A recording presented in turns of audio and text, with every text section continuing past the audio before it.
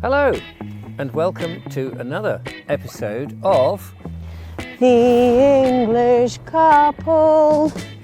How does she do that? Every week she manages to do that so perfectly.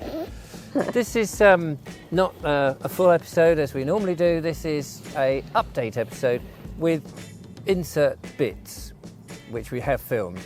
Yes, Because we've been very busy, haven't we? we have, just trying to get things done And it's just been tricky to film everything all within a week and then get the thing edited. So this is a little late for us because we tried to get them out on a Saturday, but hopefully you'll still come along and have a watch. and join in the fun. Yes. Vicariously. Absolutely. And we love it when you do. So in this episode, we've got a lot of things that we have done, which we're going to talk about, and some bits we can demonstrate. So where shall we start? Oh, that's a good question. I mean, that's one of the things is that we do so much, and we sometimes chop and change the jobs according to the weather. If it's raining, we can't do too many things with electronic equipment like chainsaws. But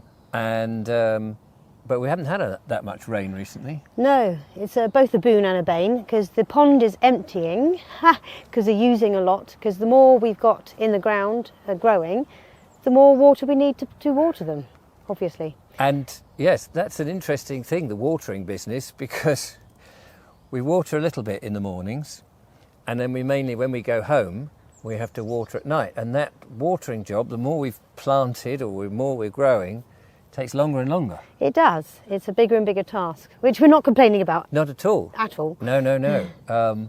So you would have seen with our potatoes, we've got those in, so we know that potatoes need a lot of water. Yes. So that's a task that one or two of us will do, and that takes a fair amount of water, watering them up. But as yet, in our earlies, nothing's coming up. No. But they were tampered with by, well, probably the pheasants trying to nest on them overnight, roost on them overnight. But yeah, so we'll see. We put a net on. I can't remember if we showed you that before, but we've made it as best we can bird-proof. Yes. So something else we can mention whilst we're here in this location. So this is one of the copses of a Christmas tree, and it was the first place we started removing some of the spruce in order to build the first polytunnel. Yeah. And we now can see that there's a lot of, well, there's clumps of grass and a couple of hawthorns and lovely other forest floor plants coming up. It's really nice to see. And that's because light is reaching the floor. It's reaching the floor, whereas before it was just, constant dark. Constant dark, and there was nothing other than the pine needles all over the place. Which is one of the problems when you've got nothing but evergreens in a particular area. Nothing else can grow underneath it, which is a shame. But yes, not only have we got hawthorns popping up, but all sorts of as yet unidentified things, although I can see a number of stinging nettles. They seem to come up everywhere. I see stinging nettles and brambles. Yes. We'll get to them. We'll get to them. They're easier now to see when they're tiny and to be able to whip them out. And those that we want to save, like the hawthorns, we can put them in the perimeter hedge. Yep, indeed. So that's good news. Yeah. And of course, one of the things that we're using this area, which we constantly refer to as our woodyard, Yes. is our bigger polytunnel. And you would have seen us in the previous episode mark it out, take the brambles away. Burn them. Burn the brambles. We had a lot of fun doing that, and you were very good at that. Had a big fire. I enjoyed that. Which was great fun. I've seen you guys do it, and I've helped start the fire a few times. But yes. Yeah. So now we've started to put in the uprights for the polytunnel, because we're effectively, our Mark 1, the small one, was the prototype for a bigger one. Yes. And Julia was, because you're a bit of a pyromaniac. Well, I respect fire. We were doing the same thing as we did with the workshop, where we were burning or sealing, I think it is, the bottoms of the uprights. The ends of the poles that go in the ground. Yes, and so we had to do all of that. So you were sitting there doing all of that. And I enjoyed that too. Hopefully we've got a bit of footage for you to see. Yeah. So that's great fun. our biggest task, I think, with the bigger polytunnel is where we used willow to go across in a nice arc on the smaller one. Of course, that's quite narrow gauged willow, and it bends. But it was fine because we used two on, one on either side, and we'd cross them over, so it was stronger that way. Yeah. And bound together. However, because of the span, and it's a 10-foot wide polytunnel we're doing, so that we can grow lots of things. And need more water. Yes. And because of that, we initially looked at willow, but in order to get slightly bigger diameter willow, it don't bend quite as easily. To be long enough to reach across, yes. it has to be thick enough. So it's finding the right pieces. I don't think we would find the right pieces, and I don't think... No. So the challenge is now, instead of an arc, and we want to try and utilise what's here, because it's here and it's going to be cost effective to do that. It makes sense. We may well have an apex on it. So it'll be more like a Victorian greenhouse than a polytunnel. But as Julia's pointed out, we have to be a bit careful because we don't want it to be a barrier for the wind and then blows away. It's going to be aided by the fact that the poles are in the ground. Yes. So that's one So they thing. can't shift about. And then when it's braced with all the other bits that we now understand how to do, it should be quite firm. And we've positioned it in a relatively sheltered area. So that's still ongoing, but I'm desperate to get that done as soon as possible because various people have offered us some plants. We want to get our tobacco seeds in. We've got potential tomato plants coming. Yeah. We want to grow some of our own. Yeah. Got seeds for some bell peppers and things. So we just need that to be done really by the end of this month if we can, so that May we can maybe be sowing our own stuff in there. And we've seen other friends of ours who've got polytunnels, ones they've bought, and they've already got stuff in the ground and things are coming up. And we haven't got enough space in the little poly to bring much on because that is chock-a-block. Yes. We're also having issues in there with vermin. The rodents. Yes. It is amazing. I was putting some gravel down on the road and we'd put some gravel in bags. I say the road, the little track up. And even then, mice have made nests and things inside that, and you open it up and they come springing out. Startles one, doesn't it? It does. It makes you, whoa, I didn't expect that. We had them in the wood shavings that we had a big bag of, and Full of compost loo. about 5 or 6 leapt out at that. It was like, oh, didn't expect that. So, and they are all over the place. Yeah. And I don't mind mice being No, here. but there does seem to be a high population here because it was so well overwilded. Overwilded, if that's even a phrase. It was wilded for so long. Yeah. And you've got, there we go. No, Sorry. thanks. That was a mouse, tiny mouse. Yes, tiny. Oh. Anyway, but no. So in the little polytunnel, we've had issues with them eating the heads of the seedlings and things like that. Yeah. So I've had to be inventive. Got some hanging baskets. I think you've seen them in previous episodes with the peas in and stuff. But the peas are now. Some of them are getting very over ready to be put in the ground. They've got to go in the ground. And so we're now worried that we put them in the ground and the mice come in and Just start gobbling them. Yeah. But we don't want to put traps down, and we certainly don't want to spray anything. No. And we're not in a position yet to bring the cats over. No. And we know that one of the cats, particularly the youngest, the male, he's going to be very good at ratting, or at least being a deterrent. Yeah. So that'll be handy. But in the meantime, someone said in the comments that peppermint, they don't like peppermint. Yes, so mint is supposed to be good. So if you've got any experience with that, we'd love to know. So one of the plans, probably next week now, is to go and get some. I mean, I had some in my front garden, but trying to dig them up is a nightmare. So we may just have to buy half a dozen and in pots, because we know that mint goes ballistic, and shove them around the area as a deterrent. And I think it's the smell that the mice get overwhelmed by the smell of the mint that they can't then smell the other stuff that they actually like. Yeah. Either way, I'm experimenting because I've got some peppermint essential oils, so I'm putting them in a big spray bottle. Yeah, because somebody said even peppermint tea, they don't like the smell of that. So if you've, as I say, if you've experienced any of that or got any hints, of course we want to put companion plants in that will deter the sort of bugs and things that would eat things. But, you know, all of this is a learning curve. Absolutely. And so we're not expecting to hit the road and be successful in year one. It's a huge learning situation. So that year two, hopefully we go, oh, well, we won't do it that way, we'll do it this way this year. And who knows? And, you know, fingers crossed it will work out. But it will, I have every faith. I have every faith in it. Now, we also had, you may remember, golly, a month or so ago, maybe longer, our friend up in Scotland, dear old Fiona, she sent in the post a number of plants which we have put in the ground and they're thriving. But there were a bunch of, what are they, red currants, white currants, and I think some raspberries. Yeah. That at the time we didn't have anywhere to put them. We didn't know where we were going to put them. We had many of other tasks to do, but we've now got them in the ground.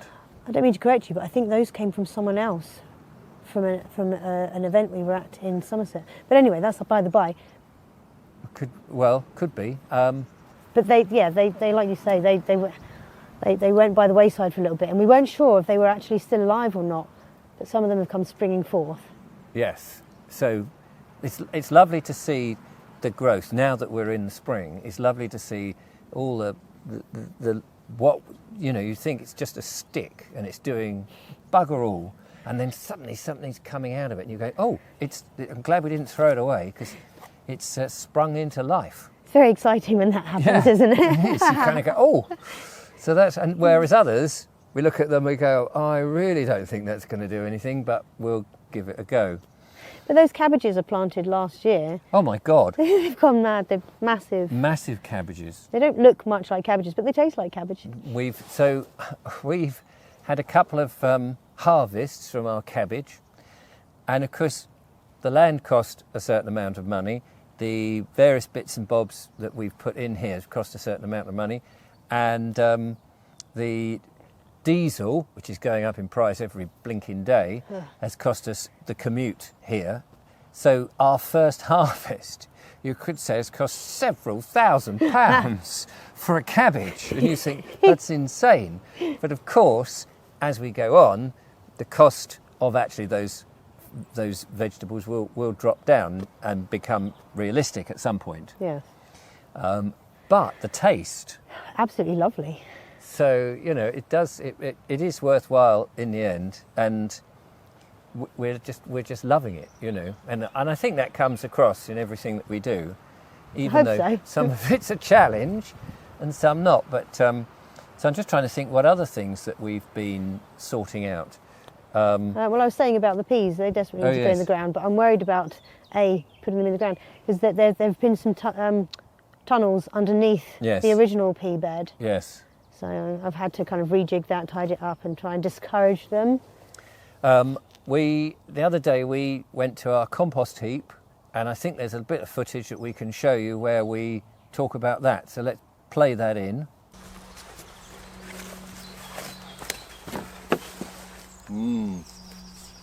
Well, it's not muck, but it's compost. Yes, homemade compost. Homemade. So you may remember we had some compost on the go, so we turned that, something that we have to do all the time, added some water, and people have often said we need to make the compost area smaller, more compact. Yeah. And whilst it's still not ideal, it's not like you see some people and they just have basically big boxes and the whole thing. We will get there. We haven't really worked out how we want to do it. But anyway, we've made them a bit more compact, and then we have created a new pile. Yay! And we had some grass cuttings delivered to us from a friend who's a gardener, and so we got grass cuttings in there, which is the green. We had, what else did we put in as the brown? There was coffee grounds, there was some Wood chip? rotten sawdust, wood chip, whatever you want to call it.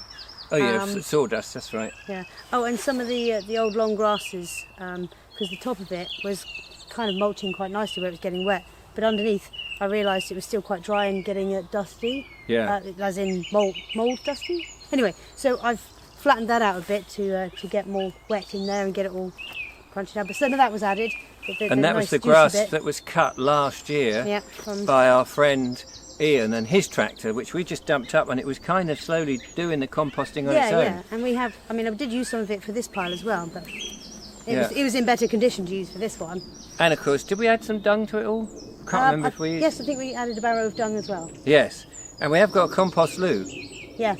So there's a little bit of human manure, well certainly in that one anyway. Oh yeah, that one. And, of course, you forgot, at home I get told off all the time if I inadvertently peel potatoes and throw them in the wrong bin. Yes, because they go in a bag to come here. Yes. And then go in there. And then go in there. And it's amazing how much you acquire if you do that every day. You know, you might think, oh, it's not really making any difference. But after a while, we come back with these bags and we shove them in, and it's all breaking down and doing good stuff. Yes. I don't know how long it will take. It can take, between... I think 3 to 6 months. Yeah. I think. So, there are other compost systems out there. Some are quite expensive, and some are just these plastic bins that you stick stuff into. That's right. So if you do any of this sort of stuff, we'd love to know in the comments what you do and how successful it is, because compost is one of the most utilised things that we're going to need, and to buy it in is very expensive. And would be very, very astronomically expensive if we weren't providing some of our own for the future. Yeah, so we're doing that. So yeah, that didn't make last week's episode because of time and stuff. So, you know, there's just these little jobs you think, oh, I've got to go and do this, I'll do this. Another thing that we bought actually, but was offered to us at a real bargain price, was a mower. Yes. And so we've been able to mow certain areas because the grass is growing like nobody's business now. Never mind the grass, it's also the nettles. And the nettles. We've attacked a few nettle patches as well, so that's been great. So we have been able to get out there and mow. We will use the tractor to mow the main field area. But that's not ours, so we have to borrow that. But it's not quite ready to do that bit yet. But the little areas we can mow, and as you say, get rid of the stinging nettles. So that's all good. And hopefully next episode that you watch, we will have the caravan. Can't wait. So we will we'll be like a friend of ours who we watch, who is on the land and does many of his videos from his caravan. Good old Father John. So it'd be nice to be able to come in the warm, have a cup of tea, have a meal, because we've been based ourselves out inside the workshop or canteen. Yes, canteen, as somebody said. At the moment, that's what it kind of is. And the other hut that you saw us in many episodes ago now, that's so dilapidated and quite dangerous and leaky. The winter was not kind to it. I think that was its last summer last year. Yeah, so that's why we've based ourselves in the workshop. But now we'll be able to take all the food and everything and keep that well out of the way of vermin by being in the caravan, although we've got to get that up the lane and in. But hopefully next week you'll see that. We can show that off. And we mentioned earlier, or you did, I did. I mentioned the cats earlier, didn't I? So we've been, Richard very kindly set out space to put and build a cattery so that when we bring them, because we've got 2 elderly females and a young male. Yes. So the females, I worry, because there's a lot of red kites around here. It wouldn't take much for them to swipe one. No, we don't want any of that. No. So already lost one recently, their sister and mother. So it's a bit like a chicken run, really, but for cats. Yeah. It's a practice because cat coop. The cats are quite domesticated, and this would be a bit of a shock if we were just to let them go and roam around, and who knows what would happen and whether they'd find their way back. So over time, but we certainly hope that the male cat, Mojo, will slowly get to know the land and get, as long as he doesn't go after the blue tits, the robins. the great tits and that. and all of that. Won't be able to stop him truly, but I can do my best to train him. All three of the cats are leash trained, harness trained, so Come back here. and Mojo responds quite well to that. It's a very good tool, Yes. and I intend to use that to help train him up on how to find all the rodent runs, and put them off, and hopefully catch a few of them maybe and put them off. And of course, he may well chase the pheasants, but they're quite capable of getting up into the air and flying away. That, and although he likes to walk around and strut around like he's a big brave tiger or something. Yeah. But actually, he's quite He is quite afraid timid, of cats. isn't he? Suddenly they come out. He'll dash the other way. If it opens its beak and it does its honk thing, yes, he'll freak out and it's run. all bravado, isn't it? It is, bless him. So that's going to be quite interesting. So there's a lot of change going to happen. I mean, we'll still be commuting, but we hopefully will be able to stay 2 or 3 nights, which means, golly, we can get so much done, because you're in the middle of something, you suddenly look at the clock and say, what's the time? Oh my goodness. Oh good gosh, we've got to pack up and get home so we can cook. Yes, and by the time we get home, it's like 7 or 8 o'clock at night. We light the essie, which is a wood-burning stove, and then by the time we've cooked that and we sit down, it is knackering. Our bodies are slowly getting used to working on the land, and it will take time. Yes. But as we said so many times, we're absolutely loving it, and hopefully people enjoy watching it, but also sharing what they're growing and doing. We love reading the comments for that fact. Yeah, because there's lots of hints and tips, and as we say, we're novices, so but it's almost hard to believe that we've been here 6 or 7 months now. Only, and we look back at some of the earlier footage that we've taken when we walked around for the first time and the grass is up to here. And do you remember there was those plums, those yes, little tiny yellow plums? We didn't know what they were. No, we do now. I can't wait for them to come. What are they called? Mirabelle plums. Mirabelle plums. And of course, this year we're looking forward to the apples. And the cherries. Hopefully we'll get some cherries this year. So then, when things start coming up, we've got to make sure that we can preserve some of those things for later on in the year when everything dies down again. So it's just so much to think about. And it's so exciting. It is exciting. Yeah, we love it. Instead of being daunting, it's just like, where do we start? Yes, and all of these are different challenges, which gets the old brains circling and working. And whirring away. And we'll sit in the van on the way back, because it's about an hour's journey, depending on the traffic, and we'll be going, how are we going to do it? What do you think about this? And, so many things occur to us. One of the things I can't remember if we mentioned it last time, we need a big whiteboard, don't we, to write these things. I've got a whiteboard, we just haven't got around. Yeah, got to bring it down and be able to make notes. But one thing we have been doing, Julia's taken charge of this in the polytunnel, is the little one. Every day now that we come in, we make some notes. Yep, we jot down the date, the time, and the temperature in the polytunnel. And we've had a couple of days ago, earlier this week, we had something like 35 degrees centigrade. Yeah, it was a touch warm in there. And then today was something like 14 degrees. Yes. Yeah. A touch chilly in there. Yeah, so it's going up and down like this, and it's so that would be interesting, because a year again down the line we can compare what the weather was doing last year to this year. What things we need to also have a bit of a farm diary for when we put potatoes in, and whether that worked, and all those sort of things will be great fun. Indeed. But I don't know if you can hear, today, 1 minute the sun is shining, the next minute the wind is blowing. And we just so happen to be sitting on a tree. That is slowly falling. It is slowly falling. It's a quite dangerous tree to be on, but it's a beautiful tree. It's cleaved. I think we showed it to you in one episode, and it's slowly... I mean, the piece we're sitting on was 5 foot off the ground. Yeah. Just past Richard's head. So it's really come down. So I'm hoping that actually I don't have to take the chainsaw to it, that most of it will collapse to make it easier to take down. Yeah, preferably not upon anybody. But Yes. it's a slow drop because it's leaning on all these other trees. So as other Yes. branches slowly snap and break in pieces. It's not going to go all of a sudden, so don't worry, you won't suddenly see us flattened.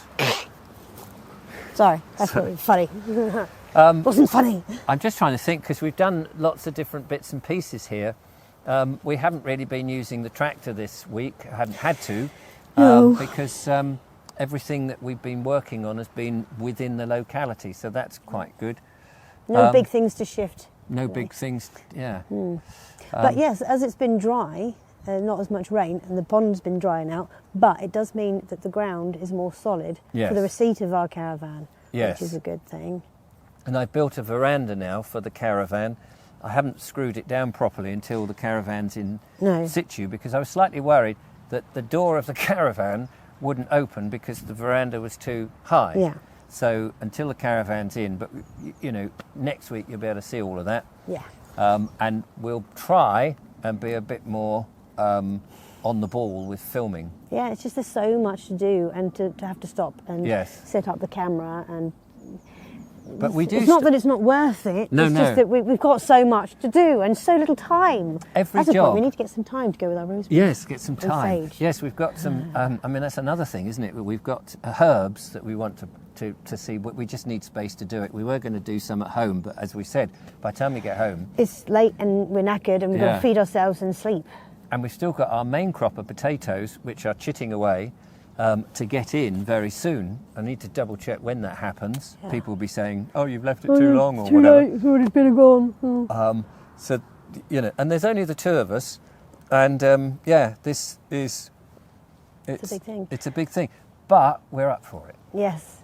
Oh, we've still got beans. Beans. Yes, Beans. the beans are flowering now that we've got in. Oh yeah, the ones that we put in last year. I've And- added new beans. We're just hoping that they're cropping up. Hopefully it's not too late when I put them in, but they have been again attacked by the Right. rodents. Yeah, we find the about- sort of dead beans that have been eaten and just ripped the out. shells. Yeah. But you know, this is all part of it, isn't it? And it's not easy to grow food, but it is worth it in the end. Once we've got all our infrastructure, I think it'll be so much easier. So, you know, we're torn between building things that we need, like the workshop, like the big polytunnel, and then And getting growing. getting growing and having enough time, because every job seems, you think, we'll come in and we'll go, right, we'll do this and we'll do this and we'll do this, and then the first job is taken most of the day and you go, oh, okay, Because let's face it, you have to do, when you're doing a job, you have to do it properly. yes, it's to the best of our ability. So And they always take longer than we imagine. absolutely. It's interesting sitting in this little woodland here, because when it's windy, all the trees are swaying like this because they're very tall and thin and whippy, and then every now and again a branch will fall. Luckily, not exactly where we are, because No, because there's no canopy here now. no apart from- canopy. But Well, that's not giving canopy either at the moment. It's just a bough. but it is you know, even this pussy willow, I think it is, isn't Yeah. it? It's Pussy willow, goat willow, whichever, willow. same thing. It's beginning to leaf up. Oh, yeah. It's a shame when it goes. But a number of them have self-seeded here. As this one did originally, because it was Yeah. not planted here. Wasn't planted, because we know the history of the area for the last 30, 35 years. So Yeah. we were talking to Ian, who used to have this, and he said, no, I never put them in. And the chap who came in, he never put them in, and they've self-seeded. And look at them, a great big Beautiful things. hunking great things. It's amazing how quickly some trees grow. I need to look into them more, because I need to find out whether they are prone to falling apart like this, or whether it is just because of the acidic soil and, Yeah, and and the the wet. lack of sunshine to 'Cause- dry them out. Yeah, because all these trees kept the moisture in here, didn't it? All the So it's- spruces, yeah, the evergreens. So this may have, I mean, willow is often near water anyway, but when it gets to a certain size. Yeah, it still needs the sunshine on its trunk. Anyway, I think we've waffled on. I think we have. Have we waffled? Have we got some beans to go with those waffles? yes, I Maybe some think- bacon? That's it. We've got to get our lunch. Or some bacon for those who are vegetarian. Yes, nice bit of bacon. Anyway, sorry this hasn't been a fully fledged bit, but hopefully you've enjoyed hearing our update, and we will endeavour to get a better episode up and running. Yes. But we just didn't, and apologies for it coming up late. Yes. But we're doing our best. Yes. So, there we go. Thank you very much for watching. Enjoy your week, and Yes. we'll see you next time. Bye for now.